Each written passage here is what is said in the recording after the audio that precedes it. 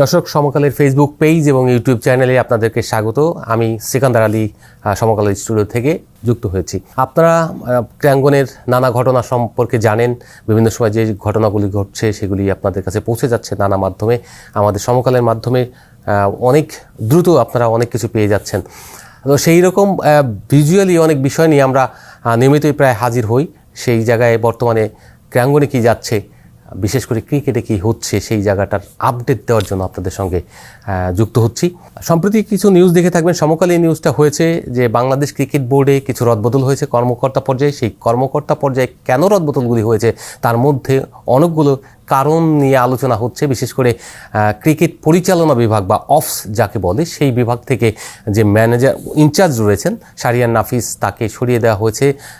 তিনি অনেক দিন ধরে 5 বছর ধরে এখানে চাকরি করছেন। তিনি ছিলেন মূলত সাবেক সভাপতি ফারুক আহমেদের খালাতো ভাই। তার অপসারণের পেছনে বা তাকে অন্য ডিপার্টমেন্টে দেওয়ার পেছনে যুক্তিগত সঙ্গত কোনো কারণ এখনও খুঁজে পাওয়া যায়নি। তবে সবাই ধারণা করছেন এবং যারা বিসিবিতে কাজ করেন তারা সবাই মনে করছেন যে এটা একটা বড় কারণ। শাহরিয়ার নাফিসের ভাই, যিনি সাবেক সভাপতি খালাতো ভাই, তার অবর্তমানে একটা তিনি যে কাজগুলি করেছেন বোর্ডে, শাহরিয়ার নাফিসের উপরে তার একটা নেতিবাচক প্রভাব পড়েছে। এবং যেটা হচ্ছে যে একজনের অপরাধে অন্যকে শাস্তি দেওয়া, সেই রকম আর কি অনেকটাই। ফারুক আহমেদ নাই, কিন্তু শাহরিয়ার নাফিসকে শাস্তি দিয়ে আপনার দেওয়া হয়েছে এইচপিতে। যে জিনিসটা আসলে হওয়া উচিত ছিল না। হওয়া উচিত ছিল যে শাহরিয়ার নাফিস যেহেতু এখানে কাজ করে 5টা বছর দক্ষ হয়ে উঠেছে, ইন্টারন্যাশনাল কমিউনিকেশনে তিনি পারদর্শী। সবচেয়ে যে বিষয়টা হলো সেটা হচ্ছে তিনি ভোকাল বা ভার্বাল কমিউনিকেশনে অনেক বেশি আন্তর্জাতিকভাবে কমিউনিকেটর। লিখিতভাবেই তিনি যে ভালো না তা নন, তিনি সেই জায়গাতেও ভালো, কারণ তিনি একটা দেশের সর্বোচ্চ বিশ্ববিদ্যালয় থেকে পাঠ করা, লেখাপড়া করা টেস্ট ক্রিকেটার।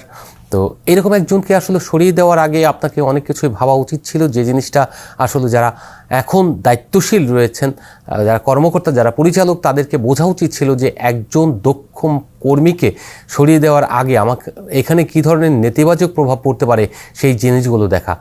অনেকেই হয়তো শাহরিয়ার নাফিসের সঙ্গে যোগাযোগ করবেন আন্তর্জাতিক যেসব বোর্ড রয়েছে, সেটা ভারত হতে পারে, শ্রীলঙ্কা হতে পারে, পাকিস্তান হতে পারে, ইংল্যান্ড, অস্ট্রেলিয়া, যে কোনো দেশ হতে পারে।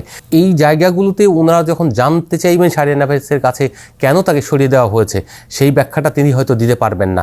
এবং নতুন যিনি আসছেন জামাল বাবু, তিনি ছিলেন এইচপিতে, তাকে আনা হয়েছে। তিনিও কমিউনিকেশনে খুব ভালো, কিন্তু ভার্বাল কমিউনিকেশন কিন্তু একটা ম্যাটার। তিনি এই জায়গাটা খুব একটা বেশি ছিলেন না, কারণ আমরা জানি এইচপির কার্যক্রম হলো বছরে 3 মাস। এই 3 মাসের পরেও পরবর্তীতে খুব একটা কার্যক্রম থাকে না।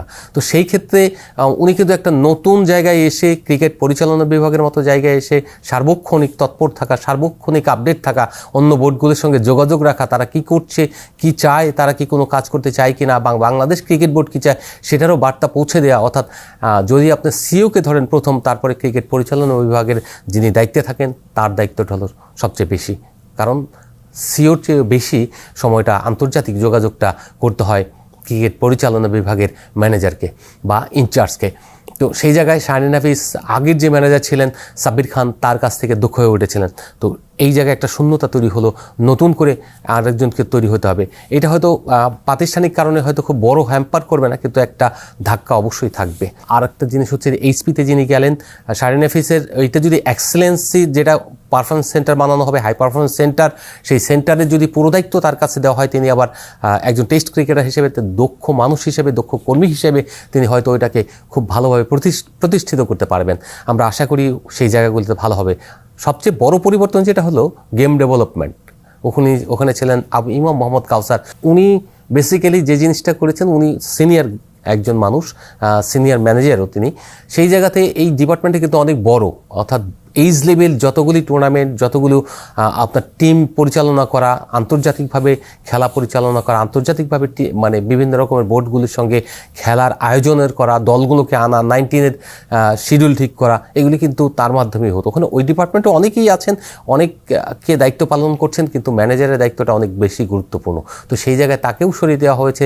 তিনি যাচ্ছেন টুর্নামেন্ট কমিটিতে, এবং টুর্নামেন্ট কমিটিতে যিনি কাজ করতেন, যার দায়িত্ব ছিল মূলত আরিফুল ইসলাম, তিনি মূলত ন্যাশনাল লিগ, বিসিএল এবং ন্যাশনাল চ্যাম্পিয়নশিপ, এই 3টা টুর্নামেন্টই আসলে করতেন। তাছাড়া স্বাধীনতা দিবস বা বিজয় দিবসে যে প্রদর্শনী ম্যাচগুলি হতো সেগুলি কাজ করতেন। সেক্ষেত্রে এই মানুষগুলো অদক্ষ বা অযোগ্য কেউ না, কিন্তু সবাই যোগ্য, কিন্তু তাদের কার্যের পরিধি ছিল ছোট।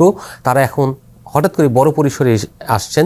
এই বড় পরিসরে আসার পরে তারা যে কাজগুলি করবেন তাদেরকে কিন্তু প্রপার হেল্প করার মতো মানুষ কতজন রয়েছেন তা জানি না, কিন্তু যেটা জানতে পারছি আমরা সেটা হচ্ছে এখানে ব্যক্তিগত রেষারেষি থেকে আসলে সরানো হচ্ছে। তো পরিচালকদের মধ্যে কিছু ক্ষোভ রয়েছে।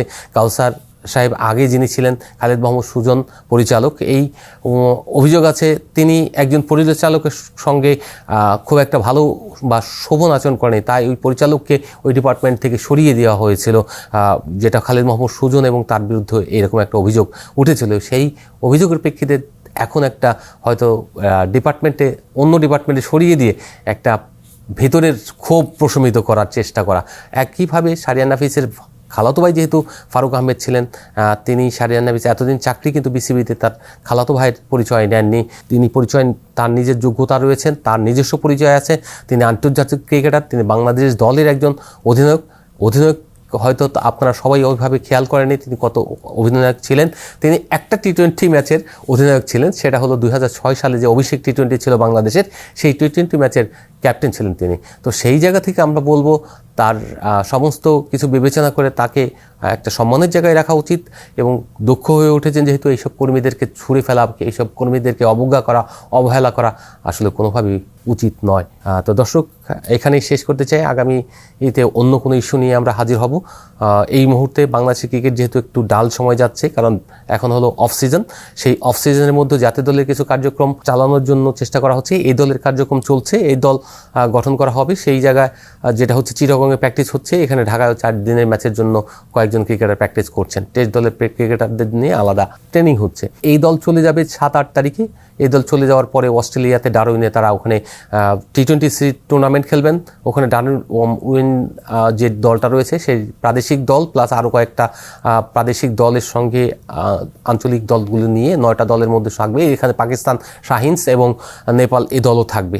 এই টুর্নামেন্টের সঙ্গে একটা 4-ডে ম্যাচ রয়েছে, যেটা নর্দার্ন টেরিটরির সঙ্গে বাংলাদেশের। ওই 4-ডে ম্যাচটা খেলার অর্থ হলো এই সময় অনেক টাকা খরচ করে এখানে দল পাঠানোর অর্থও হলো ওই কন্ডিশন সম্পর্কে বাংলাদেশের প্লেয়াররা যেন একটা অবকিবহল থাকে এবং তারা যেন ভালো ক্রিকেট ভবিষ্যতে যখন সিরিজগুলি হবে তখন যেন খেলতে পারে, কিংবা কোনো টুর্নামেন্ট হলে। যেহেতু 2026 সালে টেস্ট ম্যাচ রয়েছে অস্ট্রেলিয়াতে বাংলাদেশের, যেটা বিশ্ব টেস্ট চ্যাম্পিয়নশিপের সিরিজ। তো এই রকম একটা সিরিজ খেলতে যাওয়ার আগে ওই কন্ডিশনে ডারউইনের মতো জায়গায় হোক আর যেখানেই হোক, ওই কন্ডিশনে আপনি খেলে একটু অভ্যস্ত থাকলে কিছু প্লেয়ারের উপকার হবে, যেটা তারা বার্তা নিয়ে আসতে পারবেন। এই সঙ্গে সঙ্গে যেটা হচ্ছে যে ন্যাশনাল টিমেরও একটা সিরিজ আয়োজনের চেষ্টা করা হচ্ছে। নেদারল্যান্ডসের বিপক্ষে বাংলাদেশ হয়তো সিরিজটা খেলবে, কিন্তু ডেটটা এখন ঠিক হয়নি, কিন্তু কার্যক্রম বা অনেক কিছুই এগিয়ে গেছে। সেটা শিডিউলটা এখন ফাইনাল করবে, হয়তো 19-20 এই সময়টাই হওয়ার চান্স বেশি। 3টা ম্যাচ খেলবে, 3টা ম্যাচ খেলে বাংলাদেশ এশিয়া কাপের প্রস্তুতি নেবে এবং এশিয়া কাপে খেলতে চলে যাবে দুবাই, আরব আমিরাতের ভেন্যুতে দুবাই, এবং সাজায় হবে ম্যাচ। বাংলাদেশ যে তার গ্রুপটা পড়ছে বি গ্রুপে, সেই গ্রুপের যে দলগুলি রয়েছে সেখানে শ্রীলঙ্কা, তার সঙ্গে যারা খেলবে বাকি দলগুলো, সেই দলগুলির সঙ্গে বাংলাদেশের সবচেয়ে বড় কন্টেন্ডার শ্রীলঙ্কা। তো এই শ্রীলঙ্কাকে আফগানিস্তানকে ফেস করার পর বাংলাদেশ যদি ভালো করে, তাহলে নিঃসন্দেহে আমরা চাই ধারাবাহিকতা টি-20তে সফল হোক। আগামীতে আবার নতুন তথ্য নিয়ে, ভালো তথ্য নিয়ে আপনাদের সঙ্গে হাজির হব।